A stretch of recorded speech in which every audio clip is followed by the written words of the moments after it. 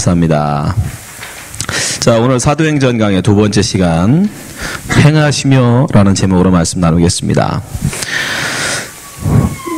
자, 사도행전 전체 굽에서 오늘 본문 말씀 1, 2절, 특별히 5절까지, 1절부터 5절까지는 이 사도행전 전체의 서론 부분입니다. 서론 부분에서 특별히 오늘 본문 1, 2절은 거의 인사 부분에 해당돼요.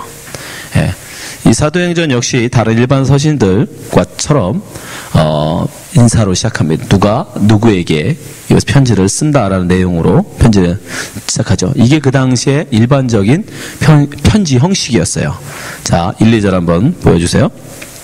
데오빌로여, 내가 먼저 쓴 글에는 무릇 예수의 행하시며 가르치기를 시작하신부터 그의 택하신 사도들에게 성경으로 명하시고 승천하신 날까지의 일을 기억하였노라.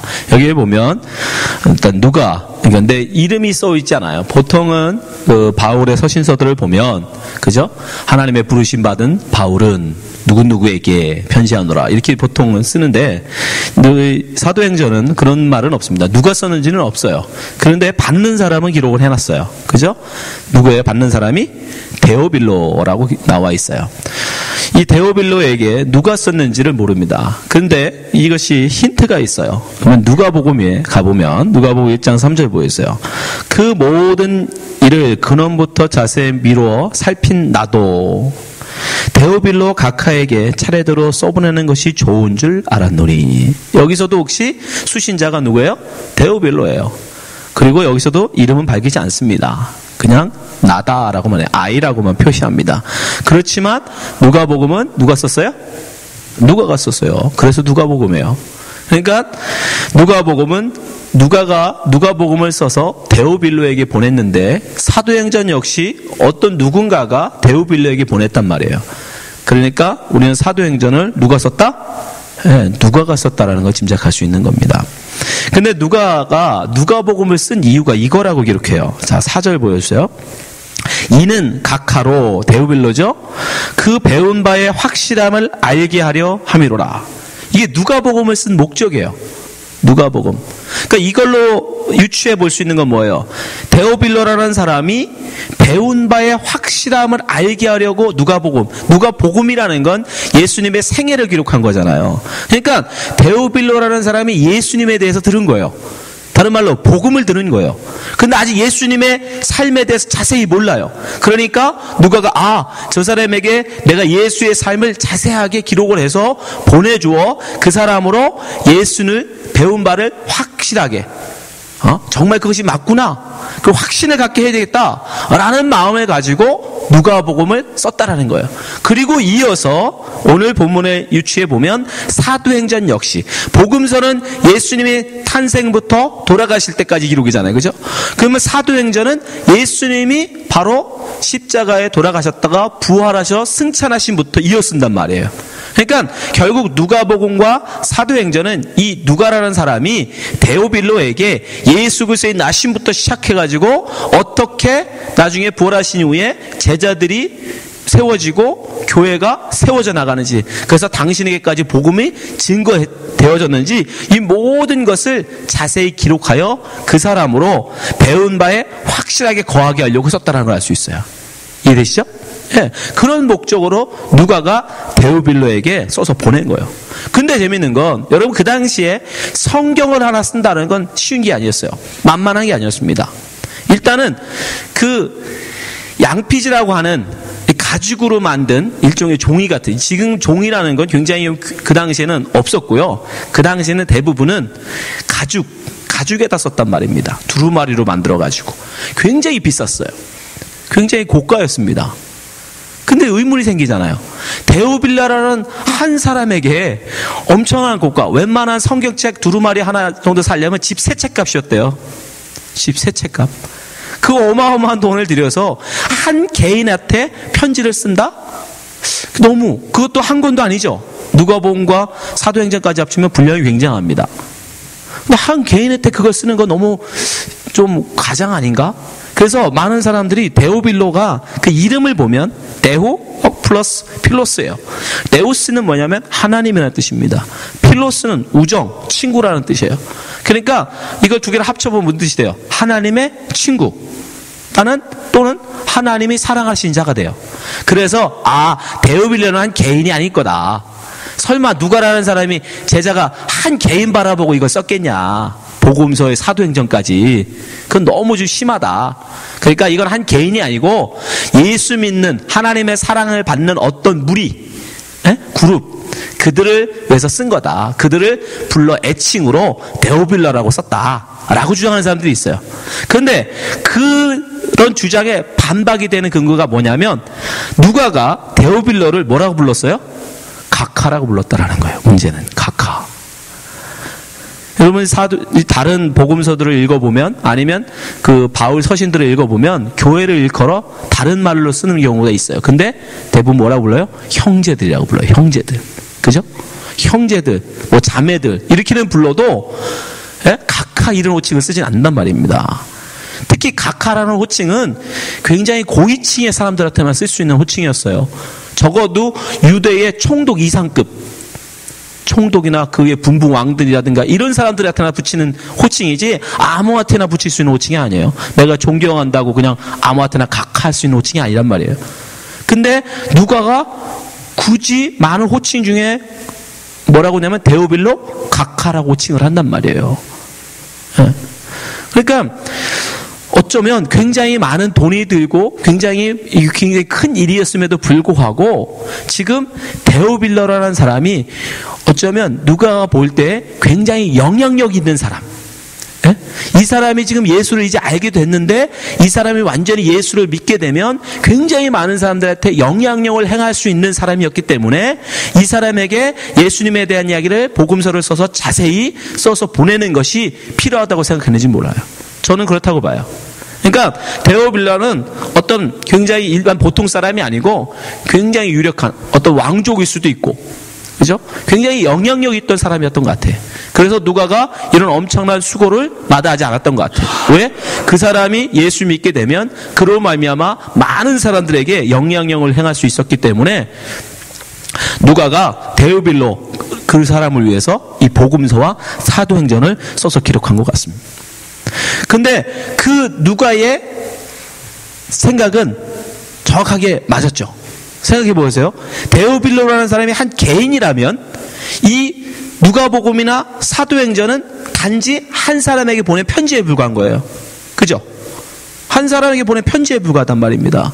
근데 이 편지가 지금까지 남아있다는 거 아니에요. 그죠? 2000년이 지난 지금까지도 남아서 그것도 성경에 들어가서 우리까지 읽힌다는 건 무슨 뜻이에요? 데오빌로라는 사람이 혼자 읽고 만 게 아니었겠죠. 그 사람이 예수 믿었을 뿐 아니라 많은 다른 사람들에게 정말로 그것을 나눠줬던 거예요. 그 당시에는 성경을 다른 사람에게 전할 수 있는 방법은 딱 한 가지밖에 없었어요. 뭐예요? 필서하는 거예요. 그 편지를 똑같이 그냥 옆에서 받아 적는 겁니다. 똑같이 적어가지고 또 갖다 주고, 그러면 그 교회에서 읽고 또 그걸 또 다른 교회에 가져가고 싶으면 또 필서를 해서 또 가져가고, 그렇게 하다 보면 누가복음, 사도행전 하나씩 써서 보냈지만 나중에 이것이 많은 사람들이 정말 하나님의 말씀을 여기고 좋게 여기고 은혜를 받으면 자꾸 복사를 하게 되죠. 그죠? 그러다 보면 많아져요. 그렇게 많아진 것들만 사실은 신약 성경에 남은 거예요. 그러니까 누가는 어쩌면 한 사람을 위해서 썼지만 하나님은 단지 그걸 한 사람에게만 쓰지 아니하시고 그걸 들어서 굉장히 많은 사람들에게 은혜를 끼치게 하신 거예요. 이거 굉장히 중요한 겁니다. 여러분, 역사라는 것들을 잘 살펴보면 그 일이 엄청 대단한 목적을 가지고 엄청난 큰 일을 기대하고 한 게 아닌데 굉장히 사소한 일이었는데 그것이 역사에 엄청난 영향력을 행하는 일들이 많아요. 누가는 그저 데오빌로라는 사람을 예수 믿는 사람으로, 확실하게 예수 믿는 사람으로 만들고 싶어서 사도행전을 쓰고 누가복음을 써줘서 보냈을 뿐인데 그것이 2000년 이후에 지금까지 남아서 많은 교회 성도들에게 지금도 읽히고 있잖아요. 누가는 정말 기대도 못했을 거예요. 이렇게까지 상상도 안 했을 겁니다. 그러나 하나님은 그 일을 그렇게 쓰시더라는 거예요. 여러분, 우리에게 지금 맡겨진 일들도 마찬가지인 거예요. 이 역사라는 건 하나님의 주권에 있는 겁니다. 세상 사람들이 이끌어가는 것 같지만, 미국의 대통령이 이 세상을 이끌어가는 것 같고, 각 나라의 지도자들이 세상을 이끌어가는 것 같지만 결코 그렇지 않습니다. 하나님이 이끌어가세요. 여러분의 사소한 일일지라도 하나님께서 그 일을 어떻게 쓰실지 그건 모릅니다. 우리가 누가를 통해서 그걸 알 수 있어요. 하나님은 그게 여러분에게 지금 맡겨진 사명, 여러분에게 지금 맡겨진 그 사명이 여러분 보기에는 별거 안아 보일 수도 있어요. 그러나 그것이 어떤 열매를 맺을지 그건 모르는 겁니다. 누가가 데오빌로에게 써낸 편지가 이렇게 성경이 되어져서 교회의 많은 성도들에게 읽히고 은혜 줄지 그건 몰랐단 말이에요. 여러분도 마찬가지예요. 여러분의 인생이 하나님께 어떻게 쓰일지 우리는 모릅니다. 그래서 우리는 하나님이 우리에게 맡겨준 사명 그걸 감당하는 거예요. 네. 주녁교회 가서 목사를 하라 그러면 목회자를 일을 감당하는 거고, 집사 역할을 하라 하시면 집사를 감당하는 거고, 반주자를 하라 그러면 반주자 일을 감당하는 거예요. 그 일들을 통해서 하나님은 하나님의 일을 이루어 가신단 말입니다. 나중에 이것이 1000년이 지나고 2000년이 지나면 어떤 열매가 될지 그건 몰라요. 근데 그것을 꼭 기억하시고 하나님이 여러분에게 맡겨준 사명, 작은 것일지라도 온전히 감당하신 여러분 되시기 바랍니다. 두 번째로 누가는 예수님에게 써보낸 데오빌로에게 써내보낸 이 누가복음, 복음서를 세 단어로 딱 요약해서 설명해요. 자, 다시 한번 본문 1절 2절 다시 보세요. 데오빌로요, 내가 먼저 쓴 글에는, 그게 뭐죠? 누가복음이잖아요, 그죠? 먼저 쓴 글 누가복음이에요. 무릇 예수의 행하시며 가르치기를 시작하신부터 그의 택하신 사도들에게 성령으로 명하시고 승천하신 날까지의 일을 기록하였노라. 이게 지금 누가복음의 이야기인데, 누가복음을 딱 세 단어로 요약합니다. 첫 번째, 예수의 행하시며. 1절 잠깐만 보여주세요. 네, 행하시며. 예수님의 사역을 딱 세 가지로 요약하는데, 첫 번째, 행하시다는 거예요. 영어로 하면 to do. 뭔가를 하신다는 거예요. 두 번째는요, 가르치셨다는 거예요. to teach. 뭔가 가르치셨다는 거예요. 마지막으로 2절 보여주세요. 마지막으로 사도들에게 성령으로 명하셨다는 거예요. 네? 명령을 허락하신. 그러니까 지금 누가는 예수님의 사역은 행하시며 가르치시며 명하신 사역이다. 근데 마태도 똑같아요. 마태도 예수님의 사역을 세 가지 단어로 정의합니다. 마태복음 4장 23절 보세요. 예수께서 온 갈릴리를 두루다니사 저에게 회당에서 보세요, 가르치시며 천국 복음을 전파하시며 백성 중에 모든 병과 모든 약한 것을 고치시니라. 세 가지. 그죠? 가르치시는 거, 그 다음에 복음을 전파하시는 거, 그 다음에 고치시는 거. 세 가지 사역으로 요약을 해요. 근데 이 달라 보이지만 결국 똑같은 거예요. 그죠? 가르치시면은 어차피 똑같은 단어를 썼어요. 근데 마태는 뭐라고, 복음 전파하시며라고 얘기했는데, 누가는 그걸 뭐라고 그래요? 성령으로 명하셨다라고 얘기하죠. 그죠? 예수님께서 명하신 게 뭐예요? 복음 전파잖아요. 마태복음 28장 보세요. 예수께서 나와 일러 가라사대 하늘과 땅의 모든 권세를 내게 줬으니 그러므로 너희는 가서 모든 족속으로 제자를 삼아 아버지와 아들과 성령의 이름으로 침례를 주고 내가 너에게 분부한 모든 것을 가르쳐 지키게 하라. 명령이에요. 예수님의 명령, 예수님의 명하심, 그 명하심이 무엇이에요? 복음 전파, 전도예요. 전도. 그러니까 결국 같은 거죠. 그죠? 가르치시며, 네, 전파하시며. 마태는 고치시며라고 얘기해요. 힐링, 치료하심. 치료라는 하나에만 포커스를 뒀는데, 근데 누가는 여기서 달라요. 행하심이라고 얘기해요. 행하심. to do. 행위 전체. 그러니까 사실 그러고 행위를 제일 앞에 둬요. 그죠? 누가는 제일 먼저 뭘 뒀어요? 행하시며 가르치시며 명하셨다라고 얘기하잖아요. 행함이 가장 앞서요. 이게 굉장히 논리적인 것 같아. 누가가 잘 본 거예요. 예수님의 가르치심은 무슨 가르침이라는 거예요, 결국? 행함의 가르침인 거예요. 먼저 보여주시는 가르침. 맞죠? 예수님의 가르침은 말로 앞서는 가르침이 아니라는 거예요. 말로만 하는 가르침이 아니라 몸소 먼저 보여주시는 가르침이라는 거예요. 예수님은 말씀을 전하실 때, 야, 내가 메시아야, 내가 선지자야, 내가 너희를 구원하러 온 메시아야 라고 말씀하신 적이 없어요. 한 번도. 먼저 뭐 하셨어요? 먼저 보여주셨어요. 당신이 메시아임을, 당신이 구원자임을, 당신이 이 땅에 왜 오셨는지를 먼저 보여주세요. 소경의 눈을 뜨게 하시고 문둥병자의 병을 고치시고, 그리고 제자들이 자연스럽게 알게 해요. 예수님의 사역의 포커스는 바로 뭐예요? 행하심에 있는 거예요. 행하심. 굉장히 중요한 겁니다. 사실 우리 사람의 사람됨, 여러분 사람됨을 정의할 때 일단 딱 두로 나눠보자고요. 착한 사람, 악한 사람. 그죠? 여러분은 착한 사람이에요? 여러분은 악한 사람입니까? 그걸 무엇으로 기준해서 나누는 거예요? 여러분 스스로 생각해 보세요. 나는 착한가? 나는 악한가? 생각이야? 생각으로 결정하나요? 좋은 생각만 하는 사람은 좋은 사람이고 나쁜 생각을 하는 사람은 나쁜 사람인가요? 그럼 그 사람이 나쁜 생각을 하는지 좋은 생각을 하는지 우리가 알아요? 어떻게 알아요?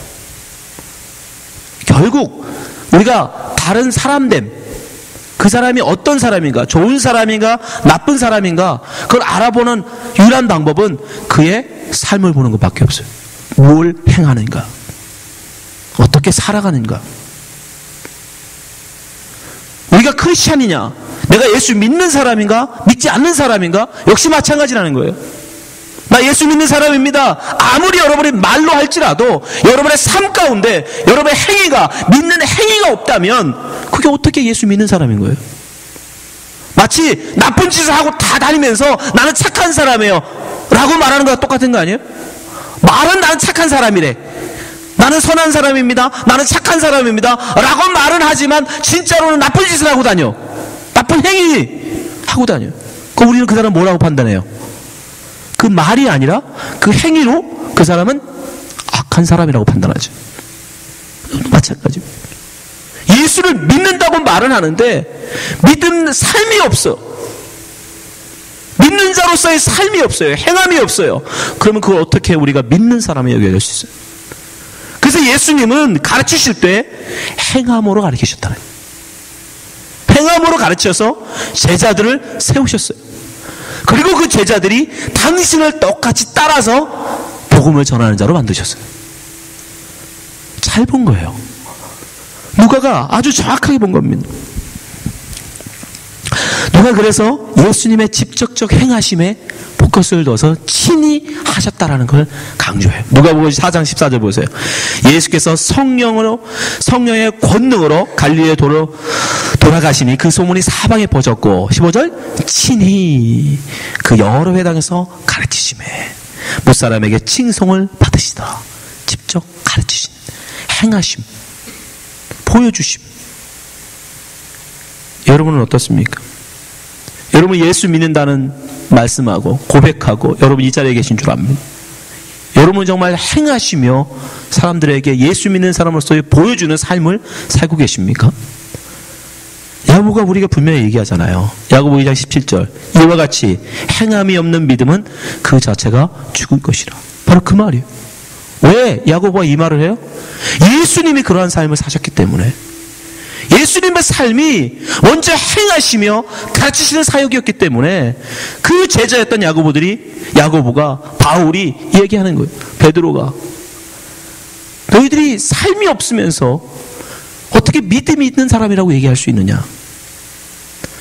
너희들의 삶 가운데 사랑이 없는데 어떻게 너희가 예수 믿는 사람이라고 할 수 있느냐? 어떻게 예수님의 제자라고 말할 수 있느냐? 자기들은 이해할 수가 없다는 거예요. 여러분, 우리의 우리됨, 여러분의 여러분 되심, 내가 착한 사람인가, 악한 사람인가, 내가 예수 믿는 사람인가, 예수 믿지 않는 사람인가, 그건 여러분의 말에 있지 않습니다. 여러분의 생각에 있지도 않아요. 여러분의 삶에 있습니다. 여러분의 삶이 세상 사람들과 구별되지 않는다면 여러분이 아무리 말로 예수 믿는다고 해도 여러분 예수 믿는 사람이 아닐 수 있다는 걸 기억하시기 바랍니다. 누군 그걸 강조해요. 예수님은 행하시며 가르치셨다. 바울 사도 역시 분명히 얘기합니다. 고린도서 4장 15절. 그리스도 안에서 1만 스승이 있으되 아비는 많지 아니하니 그리스도 예수 안에서 복음으로써 내가 너희를 낳았음이라. 1만 스승들. 세상 사람들은 어떻게 가르쳐요? 말로 가르쳐요. 지식으로 가르쳐요. 예수 믿는 사람은 행함으로 가르쳐야 된다는 거예요. 바울이 얘기해요. 나는 스승이 아니라 아비이다. 아비. 스승들은 어떻게 합니까? 말로만 해요. 자기는 하지도 않아요. 그러고 마태복음 23장 3절. 그러므로 무엇이든지 저희 말하는 바는 행하고 지키되, 그들이 말을 합니다. 저희의 하는 행위는 본받지 말라. 저희는 말만 하고 행치 아니하며. 바리새인들 서기관들에게 하시는 말씀. 또 무거운 짐을 묶어 사람의 어깨에 지우되 자기는 이것을 한 손가락으로도 움직이려 하지 아니하며. 이것이 바로 1만 스승들이에요. 말은 있지만 삶이 없어요. 행함이 없어요. 그러나 아비는 어쩌합니까? 자식에게 보여줘요. 살아내요. 예수 믿는다는 건 이런 것이다. 크리스천이라는 것은 이런 것이다. 그것이 아비예요. 말로 하는 게 아니라 행함으로 보여주는 것. 우리 시대에 우리가 전도를 해야 합니다. 복음을 증거해야 돼요. 왜 많은 사람들이 예수를 알면서도 교회에 나오지 않습니까? 예수를 믿는 사람을 본 적이 없기 때문에. 예수를 정말로 믿는 사람을 그들이 본 적이 없기 때문에. 저는 분명히 단언합니다. 이 시대에 말로 전도하는 시대는 끝났습니다. 예수를 지식으로 예수를 모르는 사람은 없어요. 여러분 저 교회 나오지 않는 사람들 붙잡고 물어보세요. 예수 모르는 사람이 있는가? 지식으로는 다 압니다. 머리로는 다 알아요. 근데 삶으로는 본 적이 없어요. 예수 믿는 자가 무엇인지 자기들과 구별되질 않아. 자기가 똑같아. 뭐가 다른지를 몰라요. 근데 왜 굳이 교회를 나오겠습니까? 여러분, 우리의 삶이 없다면, 우리의 행함이 없다면, 여러분, 우리는 결코 다른 이에게 복음을 증거할 수 없습니다. 그래서 예수님의 사역을 행하시며 가르치시며 명하셨다라고 얘기하는 거예요. 이것을 기억하시고, 여러분, 우리가 그리스도 아닙니까? 늘 똑같이 여러분 믿음이 있다라고 여러분 스스로 생각하지 않습니까?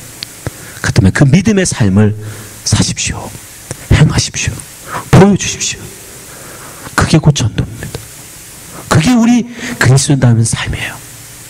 마지막으로 야고보의 말을 읽어보고 마치겠습니다. 야고보 2장 18절 같이 읽어볼게요. 시작. 혹이 가로되 너는 믿음이 있고 나는 행함이 있으니 행함이 없는 내 믿음을 내게 보이라. 나는 행함으로 내 믿음을 내게 보이리라. 이게 바로 여러분의 결단이었으면 좋겠습니다. 우리의 고백이 됐으면 좋겠습니다. 바로 예수님이 그러한 삶을 사셨어요. 행함으로 보여주셨어요. 행함으로 가르치셨어요. 우리 역시 그 삶을 살아가야 합니다. 기도하겠습니다.